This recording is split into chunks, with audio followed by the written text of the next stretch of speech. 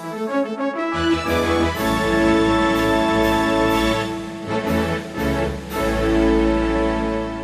welcome to The Bookshelf. I'm Kyle, and this is my wife Heather, and we are excited to share another new book with you this month. It's called The Next Story, Life and Faith After the Digital Explosion.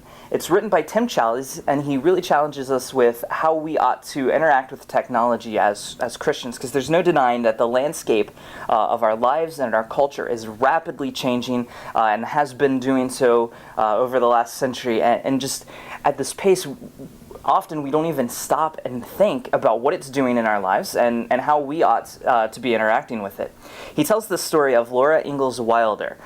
She was the author of the Little House on the Prairie series. She was born in 1867, traveled in wagon trains as a child, died in 1957, 90 years later, the same year that Russia put Sputnik in space. So her life spanned pioneer days to the space age, and things have not slowed down since then. So how do we deal with that? And I really like that story because we were definitely not born in an age where we saw that transition. We were born, especially our generation, into this age of technology.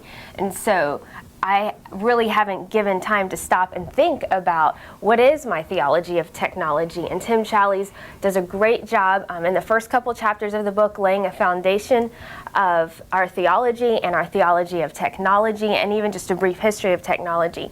And then he has a couple chapters that I really liked that were just some application of how do we as Christians live biblically in this age. And he never came across and said, you know, you need to do this, or you need to cancel your Facebook account, or take your TV out of your house. He definitely didn't advocate this strict separation, but neither did he advocate this enthusiastic embrace where we just thoughtlessly accept any technology that comes our way.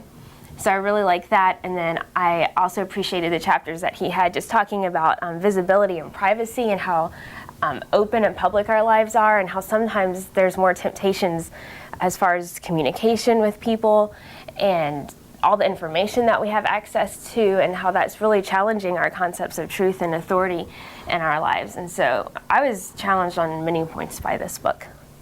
Yeah, I think one thing that he does really well is he just he doesn't tell you what to do exactly. What he tells you is that we need to be thinking about it, and he walks us through how to think. He gives us questions that we should ask of our technology.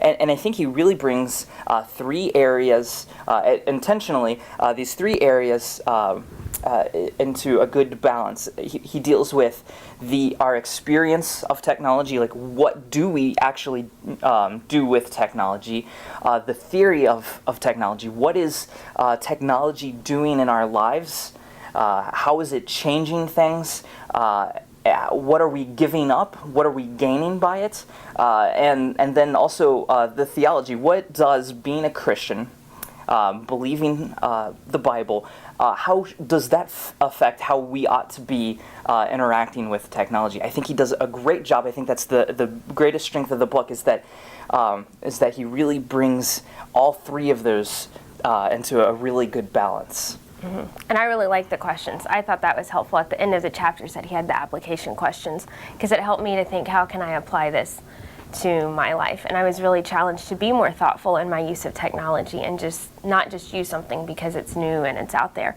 but to ask myself, does this glorify God? Am I using it in a way that glorifies God? Yeah, he shares the story of, as he's writing this book, kind of some of the changes that he's made, like leaving all of his electronic devices in his office when he's done in the evening.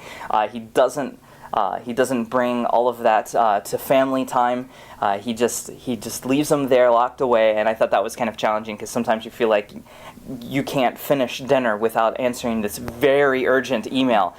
So he kind of challenged me to kind of step back and to think about what kind of boundaries do we need, because I just, you can feel this urgent call of the blinking on the devices, like, oh, there's something, I need to deal with it. It's so important, but of course it can just overrun family time and what, the really important things in life. So this is a great book, and we would love for you to go out and put it on your bookshelf. We have a new section. If you are watching this on the WAF.org page, there's a feedback section at the bottom. So we would love to hear if you've read the book, and then maybe even some applications or things that you've done in your life to change how you interact with technology.